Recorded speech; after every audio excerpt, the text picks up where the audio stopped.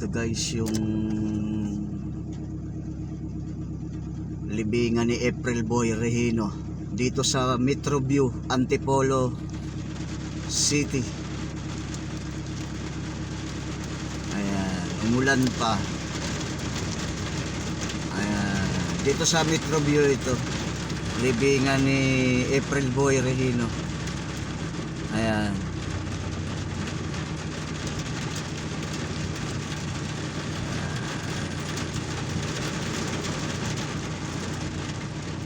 Dahil lumakas ang ulan. Ayan.